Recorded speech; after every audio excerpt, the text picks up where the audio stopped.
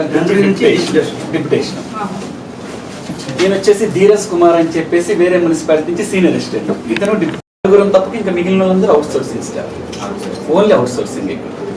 మన పంచాయతీ స్టాఫ్ కానీ existing staff కానీ ఎవరిని ఇవ్వలేదమ్మా. ఇంకా ఇవి ఉన్న వాళ్ళతోనే మాక్సిమం సర్వీసెస్ అనేది యూటిలైజ్ చేస్తున్నాం. గ్రీవెన్స్ రిట్రెసల్ కావచ్చు, పబ్లిక్ గ్రీవెన్సెస్ కావచ్చు, శానిటేషన్ కావచ్చు, ఏదైనా వాటర్ వర్క్. శానిటేషన్కి వెళ్ళిపోతారు, ఉదయాన్నే శానిటేషన్ వర్క్ చేస్తారు. లైటింగ్ వాళ్ళు లైటింగ్ పంపించేస్తాను, వాటర్ సప్లై వాళ్ళు వాటర్ సప్లై పంపిస్తారు. ఇక మిగిలిన కొంతమంది ఎవరైతే స్టాఫ్ ఉంటారో బర్త్ అండ్ డెత్ సెక్షన్ కావచ్చు, ఎస్టిమేషన్ సెక్షన్స్ కావచ్చు, అవసరాన్ని బట్టి ఆఫీస్కి పిలిపిస్తారు. మెయిన్ ఆఫీస్ స్ట్రెంగ్త్ అయితే ఇంకా ఫుల్ ఫ్లెడ్జ్డ్లో ఇక్కడ మెర్జ్ కాలేదు. సో ఉన్న స్టాఫ్ తోనే మాక్సిమం వర్క్ అనేది యూటిలైజ్ చేస్తున్నాం సర్వీసెస్ అనేది. బయోమెట్రిక్స్ అనమాట, అంటే రెగ్యులర్ స్టాఫ్ ఎవరు లేరు, అంత డిప్యుటేషన్ కాబట్టి ఓన్లీ దీనికే ఇచ్చేసేస్తాం. నలుగురికి అలాట్ చేసి 10 వెహికల్స్ ఉన్నాయి మేడం. ఈ 10 వెహికల్స్ ని ఒక్కొక్క ఏరియాకి ఏ వెహికల్ మొత్తం ఆల్రెడీ రూటింగ్ ఇచ్చేసాను. ఈ ఏరియా ప్రకారం ప్రతిరోజు మానిటరింగ్ చేస్తాను. ఇన్ కేస్ ఎక్కడైనా మేజర్ శానిటేషన్ చేయాల్సి వస్తే అక్కడికి మాత్రం గ్యాంగ్ వర్క్ పంపిస్తాను.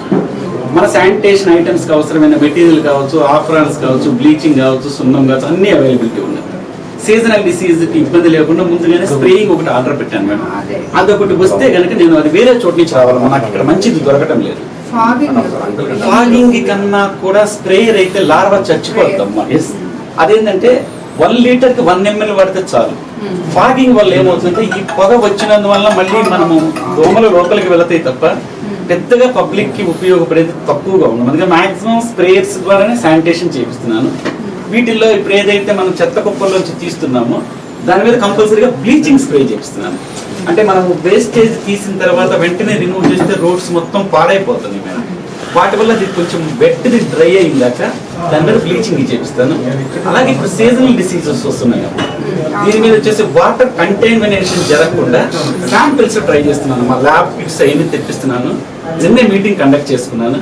ఆ ల్యాబ్ కిట్స్ కనిపిస్తే ఆ కంటామినేషన్ కూడా ఊళ్ళో ఎక్కడా లేకుండా మాక్సిమం నా వంతు ప్రయత్నం నేను చేస్తాను. ఈవెన్ హాస్పిటల్ వాళ్ళతో ఎప్పటికప్పుడు టచ్లో ఉంటున్నాను. ఎక్కడైనా డయారియా కేసు కానీ అలాంటి ఏమైనా కంటామినేషన్ కనిపిస్తే కొంచెం లైజనింగ్ చేయమని చెప్పాను. ఆ ఏరియాలో క్లోరినేషన్ మాత్రం ప్యూరిఫై చేపిస్తున్నాను.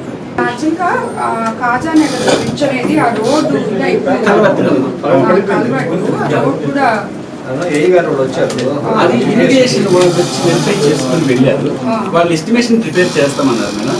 ఒకవేళ కాకపోతే మన 15th FC కింద నేను ప్రపోజల్ సబ్మిట్ చేస్తాను. అది పూర్తిగా కలవర్తే కట్టాలి, టెంపరీగా ఇస్తే నిలబడి. అది చేస్తే అన్న దాంట్లో బ్రిడ్జ్ కూడా వస్తుంది. పాడున్నప్పుడు దాన్ని ఇప్పుడు ఈ రోజు మీటింగ్ ఉంది, వాళ్ళతో కూడా పెట్టుకొని దాన్ని మాట్లాడి దాన్ని చేపిస్తాము. వేరే వాళ్ళు, మీరు లోకల్ వాళ్ళు ఎవరున్నారో వాళ్ళతో చేపించేస్తాం.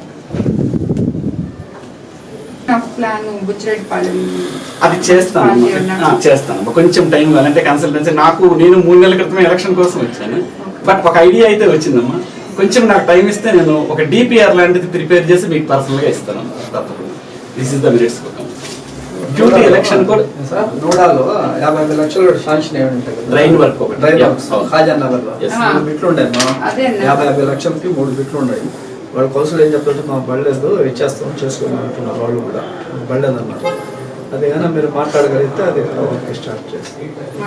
నేను అఫీషియల్స్ సబ్మిట్ చేసే ఫొటోస్. బ్లీచింగ్ అనేది విజయవాడ నుంచి ఇక్కడ క్వాలిటీ లేకపోతే అన్ని కాలనీస్ లో జరుగుతుందా లేదా అది చూడండి. కంప్లైంట్ చేస్తారు, కంప్లైంట్ చేశారు అంటే అక్కడ జరగకపోతేనే కదా. సో మీరు ఒకసారి చెప్పండి, చేస్తాం తప్పకుండా.